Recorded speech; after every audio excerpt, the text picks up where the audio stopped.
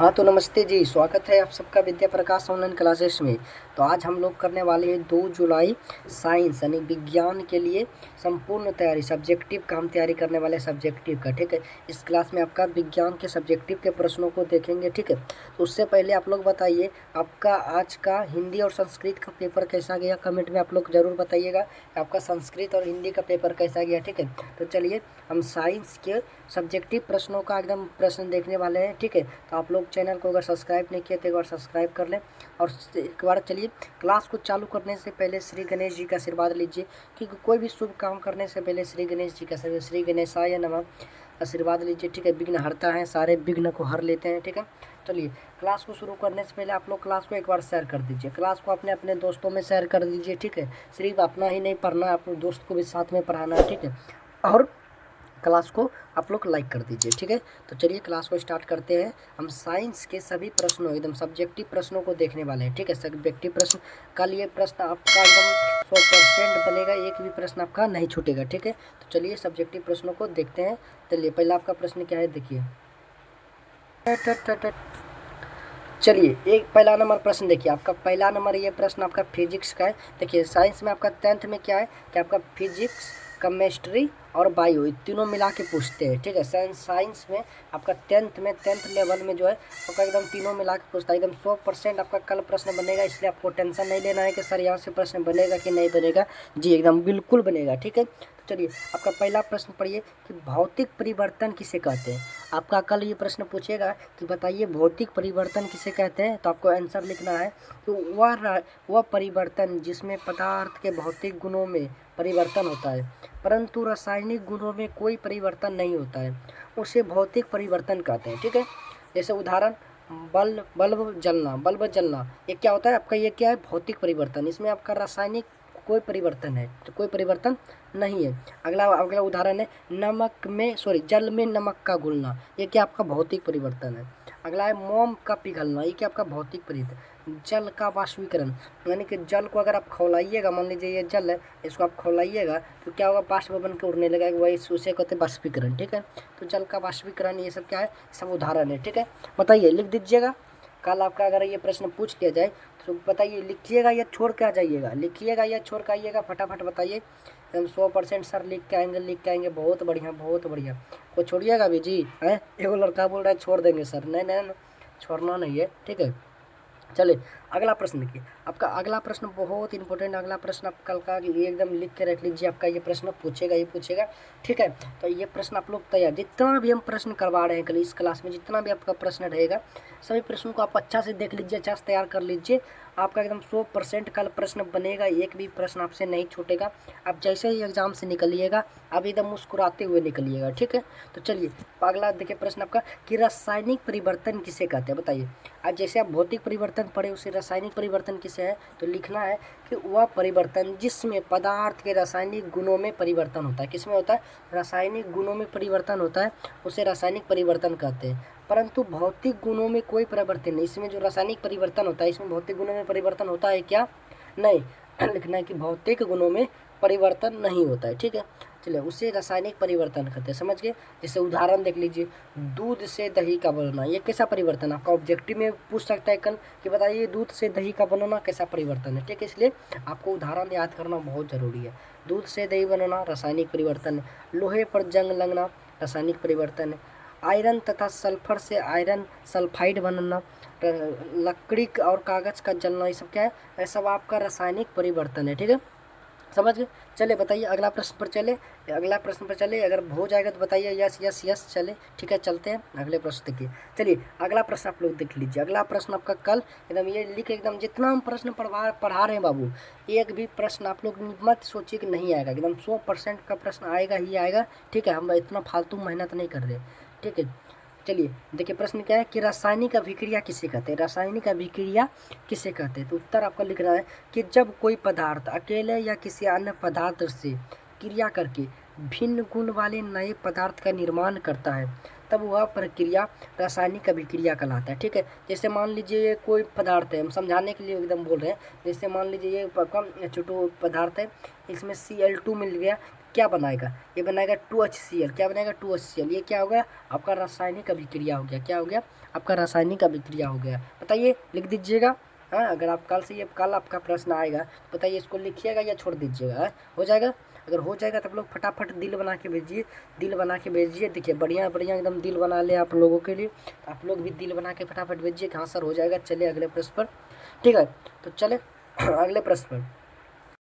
चलिए अगला प्रश्न देखिए। अगला आपका प्रश्न है कि अभिकारक किसे कहते हैं। अभिकारक किसे कहते हैं, ये प्रश्न आपके लिए बहुत इंपॉर्टेंट है। तो बताइए, तो आपको पूछेगा कि अभिकारक किसे कहते हैं, तो आपको लिखना है कि रासायनिक अभिक्रिया में भाग लेने वाले पदार्थ को अभिकारक कहते हैं। बस इतना छोटा सा आंसर है। हाँ जी, इतना ही छोटा सा आंसर आपको लिखना है। इसी में आपको 2 अंक मिलेगा, 2 अंक मिलेगा। ठीक है, आपको लिखना क्या लिखना है कि अभिक्रिया रासायनिक अभिक्रिया में भाग लेने वाले पदार्थ को अभिकारक कहते हैं। ठीक है, हो जाएगा। चले आगे चले, अगला चलिए। अगला आपका है प्रतिफल या उत्पाद किसे कहते हैं। ये प्रश्न आपका कल पूछेगा, तो आपको लिखना है कि रासायनिक अभिक्रिया के फलस्वरूप बनने वाले नए पदार्थ को उत्पादक या प्रतिफल कहते हैं। ठीक है, बताइए हो जाएगा।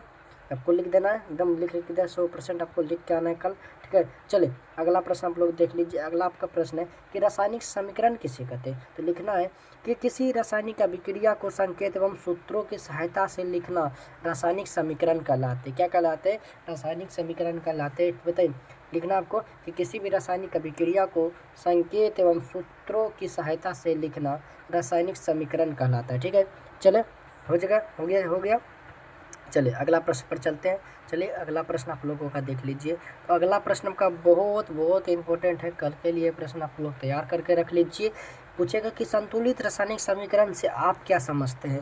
तो आपको लिखना है कि संतुलित रासायनिक समीकरण वह है जिसमें समीकरण के दोनों ओर प्रत्येक तत्व के परमाणुओं की संख्या समान होती है।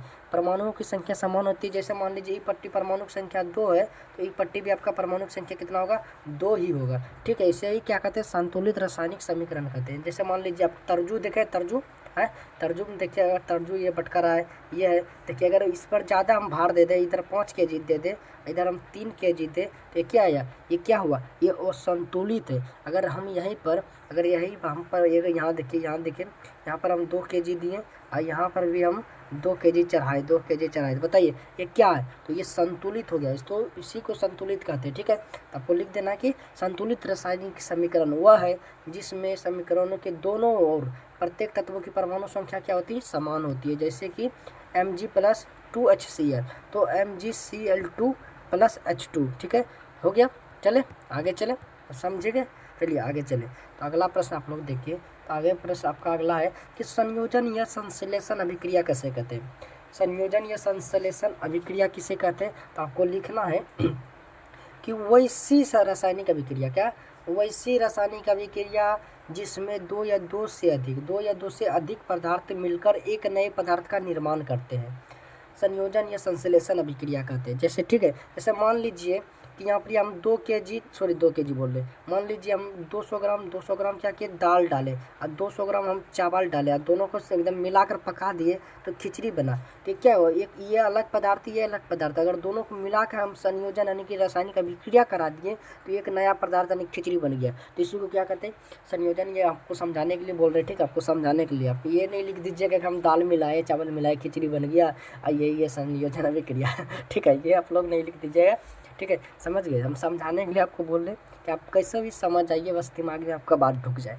ठीक है, तो लिख देना आपको कि वैसी रासायनिक अभिक्रिया जिसमें दो या दो से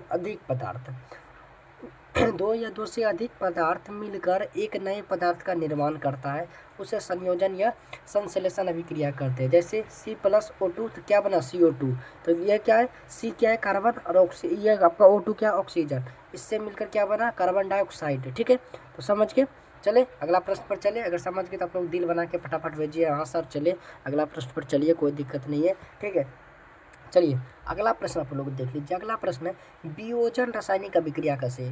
वियोजन रासायनिक अभिक्रिया किसे कहते हैं? बस इसमें उल्टा है। उसमें क्या कहते हैं? जैसे चावल और दाल मिलाकर खिचड़ी बन गया था, इसमें खिचड़ी को चुन कर चावल दाल में हो गया, कन्वर्ट कर दे। तो इसमें सिर्फ आपको उल्टा करना है। ठीक है, समझ गए? तो लिखिए क्या कि वियोजन या अपघटन अभिक्रिया वह अभिक्रिया है जिसमें किसी यौगिक के बड़े अणु के टूटने से दो या दो से अधिक सरल यौगिक बनते हैं जिनके गुण मूल यौगिक के गुण से बिल्कुल भिन्न होता है। क्या होता है? बिल्कुल भिन्न होता है। ठीक है, जैसे आपका उदाहरण है CaCO3 से क्या बना आपका CaO प्लस CO2। तो आपका O2 क्या है? गैस है, गैस तो क्या होगा? गैस उड़ जाएगा। ठीक है, चले बताइए हो जाएगा? हो जाएगा तो आप लोग फटाफट कमेंट में यस करिए कि हाँ सर हो जाएंगे। चलिए बढ़िया, अगले क्लास पर, सॉरी अगले क्लास बोल रहे हैं, अगले क्वेश्चन पर।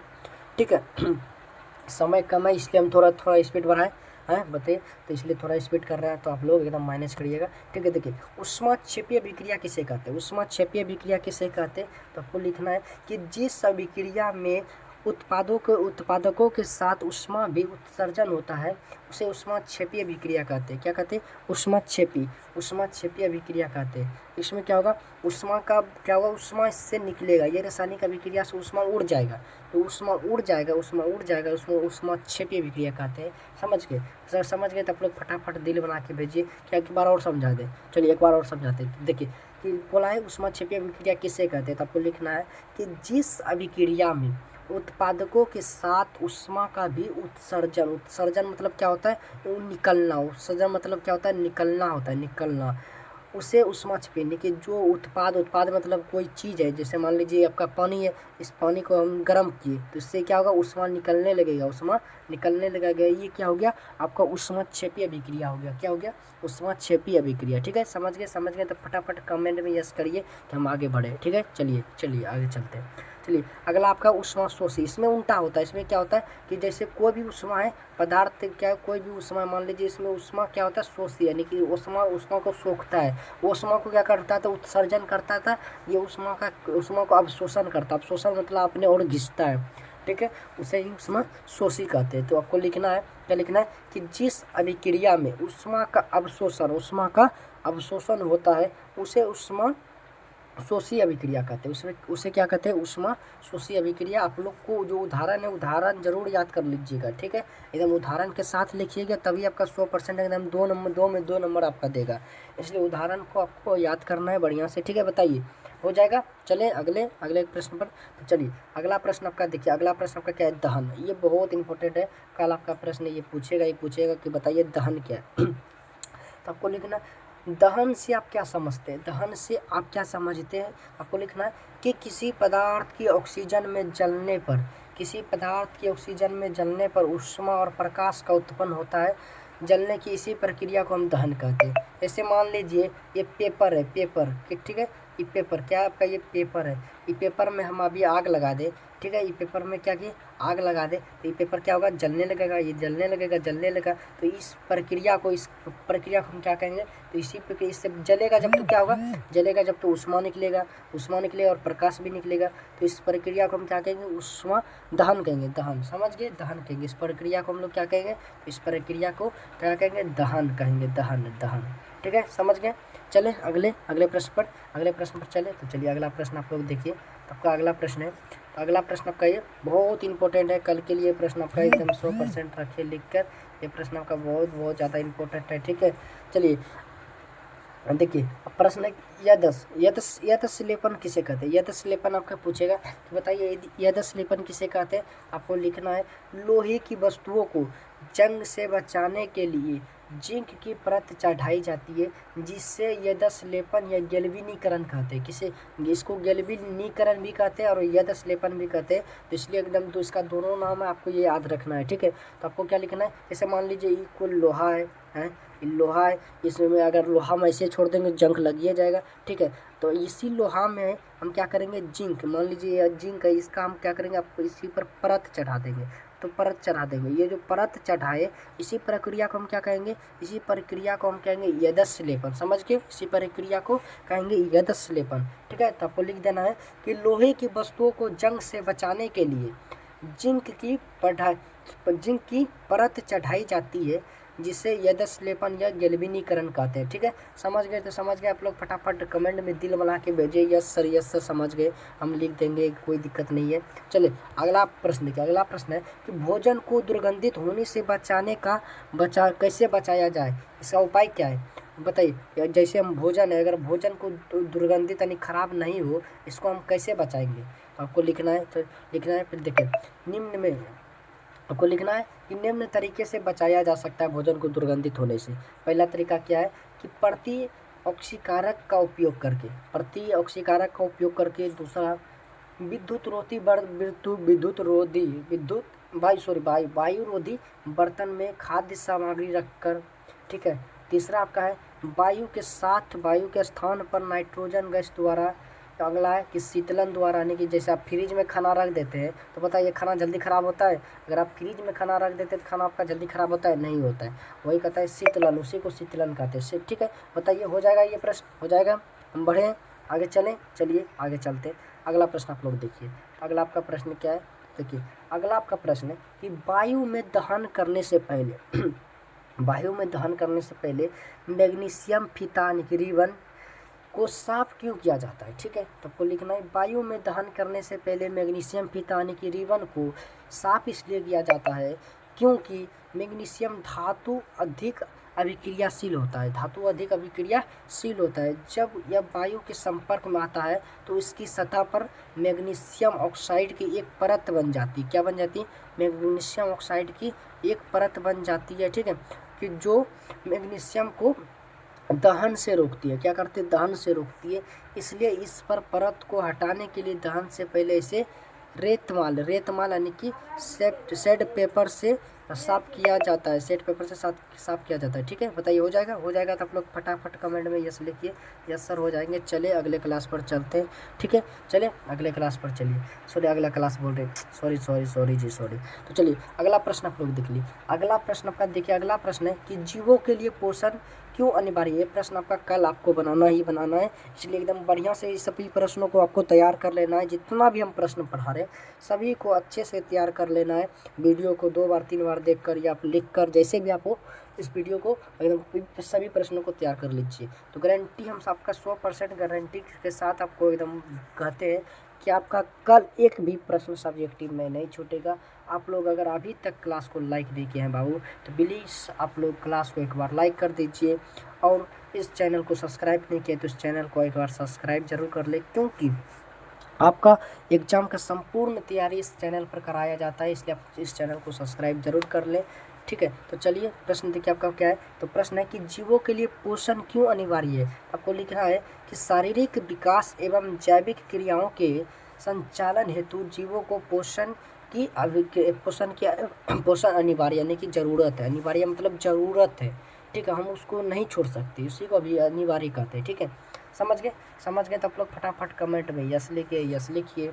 ठीक है, तो चले अगला देखिए। अगला आपका है कि पोषण की परिभाषा लेके आपसे पूछेगा पोषण क्या है, बताइए पोषण का परिभाषा बताइए। तो आपको लिखना है कि वह विधि जिसमें जीव पोषक तत्वों को ग्रहण कर उनका उपयोग करते हैं पोषण कहलाता है। ठीक है, क्या करता है? उसका पोषण तो पोषक तत्व है। जैसे मान लीजिए आप मानव है, आप तो मानव है ही जी हैं, बताइए मानव है कि नहीं? यहाँ कोई दानवो बैठा है? मजाक के लिए बोल रहे हैं, आप लोग बुरा मत मानिएगा। ठीक है, आप हंसते खेलते हम पढ़ाना चाहते हैं जिससे आपको बोरिंग भी नहीं लगे और समझ भी आए। ठीक है, तो जैसे हम लोग क्या है, हम लोग मनुष्य हैं, हम लोग क्या है, मानव है मनुष्य। ठीक है, तो हम लोग क्या करते हैं, दाल रोटी किस लिए खाते हैं? पोषक तत्व। उसी को दाल रोटी को हम क्या कहते हैं? पोषक तत्व कहते हैं। उसको ग्रहण किस लिए करते हैं? कि हमारे शरीर में एनर्जी आए, हम बढ़िया से एकदम कार्य कर सके। ठीक है, तो वही बात है। तो आपको लिखना हुआ विधि जिसमें जीव पोषक तत्वों को ग्रहण कर उसका उपयोग करते हैं पोषण कहलाते हैं। ठीक है, हो जाएगा तो आप लोग कमेंट में फटाफट दिल बना के भेजिए। ठीक है, चले अगला प्रश्न चलिए अगला प्रश्न आप लोग देख लीजिए। अगला प्रश्न आपका, चलिए अगला प्रश्न है कि स्वपोषण में किन किन परिस्थितियों का होना आवश्यक है? इसके उपोत्पाद क्या है? इसका उपोत्पाद क्या है? आपसे पूछ रहा है कि स्वपोषण में किन किन परिस्थितियों का होना आवश्यक है? इसके उपोत्पाद का क्या है? इसके उपोत्पाद क्या है? तो आपको लिखना है कि स्वपोषण में निम्न परिस्थितियां का होना आवश्यक है। पहला, स्वपोषण के लिए हमें सूर्य का प्रकाश चाहिए। दूसरा, पर्णहरित या क्लोरोफिल दोनों चाहिए। अगला है आपका कि कार्बन डाइऑक्साइड चाहिए। तीसरा चौथा आपका कि H2O यानी कि जल एवं खनिज लवण चाहिए। ठीक है, ये अगर ये चारों चीज़ पांचों चीज़ अगर नहीं रहे तो हम बताइए स्वपोषण कर पाएंगे? तो बोलिएगा नहीं, बिल्कुल भी स्वपोषण नहीं कर पाएंगे। बताइए स्वपोषण कौन करता है? तो स्वपोषण आपका पेड़ पौधा करता है। कौन करता है? तो पेड़ पौधा करता है स्वपोषण। ठीक है, ये आपका ऑब्जेक्टिव में पूछेगा, बताइए कि स्वपोषण कौन करता है? तो पेड़ पौधा। ठीक है, तो चले अगला प्रश्न पर चलते हैं। तो अगला प्रश्न आपका परपोषण। देखिए आपका अगला है कि परपोषण से आप क्या समझते हैं? तो आपको लिखना है इस प्रकार के पोषण क्या है कि इस प्रकार के पोषण में जीव स्वयं भोजन संश्लेषित यानी बनाकर, मतलब वो नहीं कि लोहिया डेगची में चावल दिए एकदम एकदम बन गया मस्त बिरयानी, नहीं जी, वो अति बनाना नहीं है इसमें। मतलब अपने से खुद हम देखिए, अगर हम इंसान हैं तो हम किसी न किसी तरह से दूसरे पर निर्भर है। अगर खेत में धान नहीं हुआ, चावल नहीं हुआ तो हम लोग भात खा पाएंगे? चावल खा पाएंगे? नहीं। अगर मान लीजिए फल सब्जी नहीं हुआ तो हम लोग खा पाएंगे? बताइए, हम अपने से खाना बना सकते हैं? नहीं। तो वही है, हम सब क्या है, हम सब एक परजीवी है, परपोषी है। ठीक है, तो वही लिखना है कि इस प्रकार के पोषण में जीव स्वयं भोजन संश्लेषित ना करके अपने भोजन के लिए अन्य जीवों पर निर्भर रहते हैं, उसी को क्या कहते हैं? परपोषण कहते हैं। जैसे मनुष्य, जानवर, कीड़े मकोड़े आदि, ये सब क्या है? सभी परपोषी है, परपोषी। ठीक है, चले अगला प्रश्न पर चलते हैं। अगला आपका मृत जीवी कल के लिए एकदम 100% रख लीजिए लिख कर। ठीक है, तो देखिए अगला है मृत जीवी। तो लिखना आपको इस प्रकार के पोषण में जीव मृत जंतुओं और पौधों के शरीर से अपना भोजन अपने शरीर की शरीर के सतह से घुलित कार्बनिक पदार्थों के रूप में अवशोषित करते हैं, जैसे गोबर छत्ता, कवक आदि। ये सब क्या है? ये सब मृत जीवी है। गोबर छत्ता आप देखें, गोबर छत्ता जैसे मान लीजिए, ये देखिए अभी आप वर्षा का दिन आ गया जी, पहले से जहाँ गोबर फेंका होगा, जैसे सड़ा हुआ गोबर होगा, उसी में देख लीजिए जैसे वर्षा पड़ेगा, जैसे क्या होगा, जैसे वर्षा पड़ेगा उससे देखिए इस तरह से आपका छत्ता निकल जाएगा, छाता, उसी तरह से आपका ये छाता निकल जाएगा, इस तरह से आपका यहाँ छाता निकल जाएगा। तो उसी को हम लोग क्या कहते हैं? गोबर छत्ता। हम लोग बचपन में बहुत हम लोग तोड़ तोड़ के खेलते थे इससे। ठीक है, तो उसी को क्या कहते हैं? मृत जीवी। ये क्या है? एक मृत जीवी का उदाहरण है। गोबर छत्ता हो गया, कवक हो गया, आदि हो गया। ठीक है, बताइए हो जाएगा? हो जाएगा तो आप लोग कमेंट में फटाफट दिल बना के भेजिए, यस सर हो जाएगा, कोई दिक्कत नहीं है। ठीक है, तो चलिए अगला प्रश्न आपका बहुत बहुत इंपॉर्टेंट है, बहुत ज़्यादा। ठीक है, तो देखिए अगला प्रश्न आपका है कि गोलीय दर्पण की फोकस दूरी, यानी फोकस दूरी को किसको दर्शाते, किससे दर्शाते? एफ से दर्शाते। और वक्रता त्रिज्या को किससे? आर से दर्शाते। इसमें आपको संबंध बताना है। तो आपको लिखना है कि गोलीय दर्पण की फोकस दूरी एफ तथा उस गोलीय दर्पण की फोकस दूरी उसकी वक्रता त्रिज्या की क्या होती है? आधी होती है। अर्थात क्या होती है? फोकस दूरी बराबर वक्रता त्रिज्या बटे क्या होगा आपका? फोकस दूरी बटे वक्रता त्रिज्या बनेंगे, आपका क्या हो गया? एफ बराबर एफ क्या होगा? एफ बराबर आर बटे 2 हो जाएगा। आपका क्या होगा? आर बटे 2 हो जाएगा। ठीक है, तो आपको चलिए बताइए हो जाएगा? तो आपको लिख देना है। चलिए फिर से समझा देते हैं, बच्चा को बोलना है कि मैं समझ नहीं आया सर, कोई बात नहीं। तो आपको प्रश्न है कि गोलीय दर्पण की फोकस दूरी को हम लोग एफ से दर्शाते हैं, एफ से। ठीक है, गोलीय दर्पण की फोकस दूरी और उसकी वक्रता त्रिज्या आर में संबंध बताए। तो आपको लिखना है कि गोलीय दर्पण की फोकस दूरी एफ, उसकी वक्रता त्रिज्या आर की क्या होती है? आधी होती है। बस इतना से बात है। जैसे कि वक्रता त्रिज्या बटे 2, फोकस दूरी बराबर वक्रता त्रिज्या बटे हाफ, यानी कि एफ बराबर आर बटे 2। ठीक है, हो गया? समझ गए तो आप लोग फटाफट कमेंट में दिल भेजिए। हाँ सर समझ गए, बढ़िया, आगे चलिए। चलिए अगला प्रश्न निकले। अगला है कि अवतल दर्पण की परिभाषा आपसे पूछ रहा है। आपको लिखना है कि किसी गोलीय दर्पण की बाहरी सतह को रंजित करने से अवतल दर्पण बनता है। मान लीजिए ये गोलीय दर्पण है। ठीक है, ये गोलीय दर्पण है। ठीक है, अगर हम इसको बीच से क्या करते हैं? अगर हम बीच से इसको काट दें, ठीक है, बीच से, अरे यार कट गया पूरा। चलिए फिर से हम बनाते हैं। मान लीजिए क्या है आपका, जैसे या इसको और इसको अगर हम थोड़ा अलग अलग कर रहे हैं, इसको अगर हम जोड़ेंगे, अगर पूरे जोड़ देते क्या बन के? गोलीय दर्पण बन जाएगा। ठीक है, इसलिए हम तोड़ के बनाए हैं। ठीक है, तोड़ के इसको बनाए हैं। तो जैसे क्या बोल रहा है? किसी गोलीय दर्पण की बाहरी सतह से, जैसे ये गोलीय दर्पण की क्या है? तो ये गोलीय दर्पण की भीतरी सतह, ये क्या है? भीतरी सतह। तो यही भीतरी सतह नहीं बोलकर ये बाहरी सतह बोला है। तो गोलीय दर्पण की बाहरी सतह नहीं की, जो आपका बाहर सतह, इसको रंजित मतलब इसको पेंट करने से क्या बन जाता है? रंजित करने से अवतल दर्पण बनता है। क्या बनता है? अवतल दर्पण बनता है। समझ गए? समझ के, कि किसी गोलीय सतह की किसी गोलीय दर्पण की बाहरी सतह पर पेंट यानी कि रंजित करने से, यानी पेंट उसे होता है, पेंट करने से किसका अवतल दर्पण का निर्माण होता है। ठीक है, अवतल दर्पण का विशेषता आपको लिखना, अवतल दर्पण की विशेषताएं। चलिए अवतल दर्पण की विशेषताएं देखिए क्या क्या है। तो पहला विशेषता है यह किनारों को अभिसारित करता है। क्या करता है, सॉरी धोखा से निकल गया जी।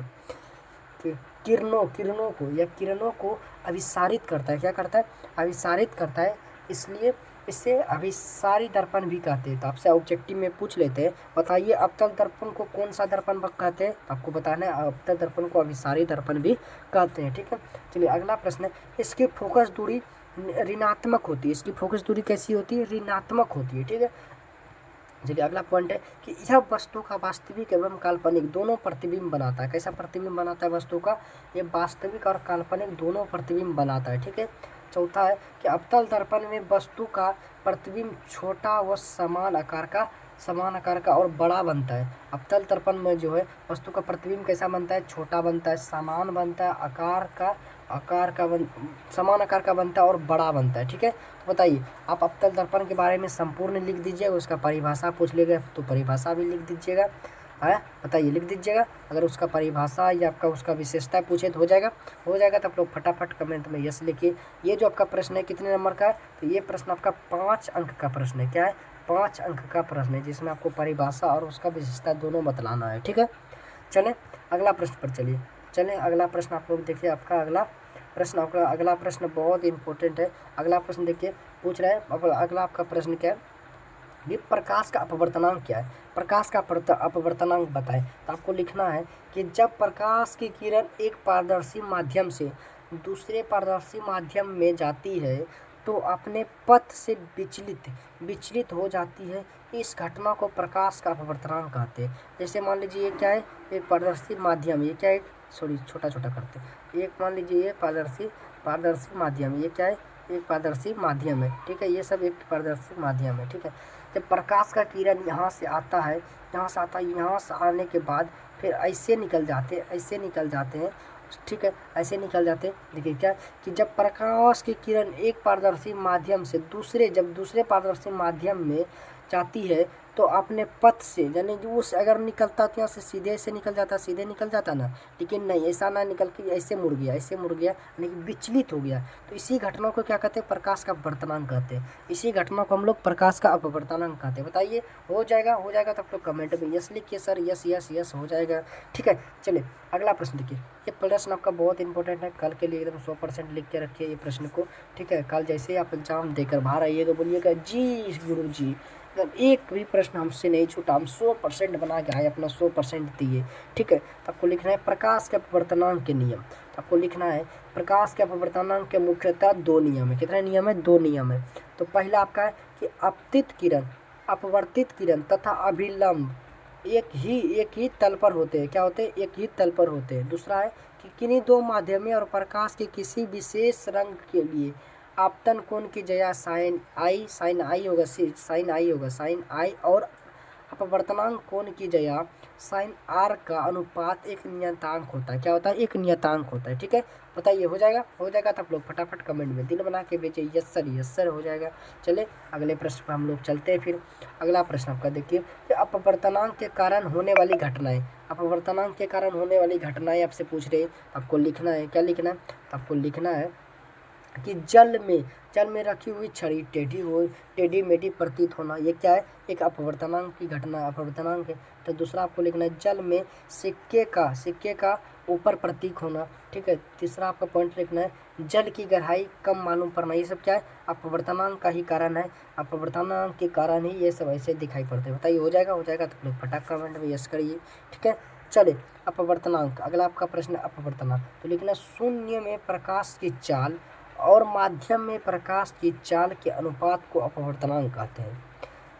किसी माध्यम का अपवर्तनांक बराबर होता है शून्य में प्रकाश की चाल बटे उस माध्यम में प्रकाश की चाल, यही आपका क्या है, अपवर्तनांक है। ठीक है, हो जाएगा। चले बड़े अगले आपका प्रश्न, अगला प्रश्न आपका है प्रिज्म। आपसे पूछा बताइए प्रिज्म क्या है। तो आपको लिखना है किसी भी कोण पर झुके दो समतल पृष्ठों के बीच घिरे किसी पारदर्शी माध्यमों को प्रिज्म कहते हैं। क्या कहते हैं? प्रिज्म कहते हैं। प्रिज्म आपका किस तरह से? इस तरह से आपका प्रिज्म होता है, ठीक है, इस तरह से आपका प्रिज्म होता है, इस तरह से आपका प्रिज्म होता है, ठीक है, इस तरह से आपका प्रिज्म होता है, इस प्रकार से आपका प्रिज्म होता है। एकदम बढ़िया से नहीं बन पाया, यही आपका क्या है? ये आपका प्रिज्म है, प्रिज्म, ठीक है। इसका काम क्या होता है? इसका श्वेत प्रकाश को 7 रंगों में विभक्त करना ही इसका काम है, ठीक है। समझ गए? समझ गए तो फटाफट कमेंट में यस लिखिए। चलिए अगला प्रश्न आपका लेंस। देखिए आपका अगला प्रश्न क्या है कि लेंस क्या है, तो आपको लिखना है लेंस पारदर्शी पदार्थ का वह टुकड़ा है। लेंस क्या है? पारदर्शी पदार्थ का वह टुकड़ा है जो निश्चित ज्यामितीय सतहों से घिरा होता है। क्या होता है? निश्चित ज्यामितीय सतहों से घिरा होता है। आपसे पूछेगा लेंस कितने प्रकार के हैं, अब बोलिएगा 2 प्रकार के, पहला उत्तल लेंस, दूसरा अवतल लेंस, ठीक है। चले अगला प्रश्न देखिए, आपसे पूछेगा बताइए उत्तल लेंस की विशेषता क्या है। उत्तल लेंस क्या कर आपसे विशेषताएं पूछ ले तो आपको पहला लिखना है कि इसे अभिसारी लेंस भी कहते हैं, अभिसारी लेंस भी कहते हैं। और दूसरा आपको लिखना है कि लेंस किनारों की अपेक्षा बीच में मोटा है। यह जो लेंस होता है किनारों की अपेक्षा क्या होता है? बीच में मोटा। उत्तल लेंस आपका इस प्रकार का होता है, इस प्रकार का ये आपका क्या है? ये आपका उत्तल लेंस, आपका ये उत्तल लेंस, आपका ये क्या है? आपका उत्तल लेंस है, ठीक है। समझ गए? ये क्या होता है? किनारों की अपेक्षा बीच में, ये क्या देखिए बीच में मोटा है ना, बीच में मोटा, तो इसी को उत्तल लेंस कहते हैं। किनारों की अपेक्षा बीच में मोटा है। अगला पॉइंट आपका, यह किनारों को अभिसारित करता है, ये सॉरी किरणों को अभिसारित करता है। किसको? किरणों को अभिसारित करता है, ठीक है। बताइए हो जाएगा तो आप लोग कमेंट में फटाफट दिल बना के भेजिए, हो जाएगा। चलिए अगले प्रश्न पर चलते हैं, ठीक है। चलिए आपका अगला प्रश्न क्या है? सॉरी चलिए आपका धन्यवाद, आपका क्या हुआ? प्रश्न समाप्त हो गया। चलिए आपका जितना भी प्रश्न आपसे कराया गया, बताइए सभी प्रश्नों को आप लोग क्या करना है? सभी को आप लोग को बढ़िया से तैयार करना, सभी को आपको बढ़िया से तैयार कर लेना है, लिख के 2 बार 3 बार देख के, जैसे भी सभी प्रश्नों को बढ़िया से तैयार कर लेना है, ठीक है। ऑल द बेस्ट, जाइए आप एकदम बढ़िया से परीक्षा की तैयारी करिए और जाइए एग्ज़ाम देने। आपका एग्ज़ाम बहुत सुंदर जाएगा, ठीक है। तो कुछ देर के बाद हम इस चैनल पर आपका सोशल साइंस का भी सब्जेक्टिव ऑब्जेक्टिव दोनों का वीडियो डाल देंगे, आप लोग अच्छा से देख लीजिएगा, ठीक है।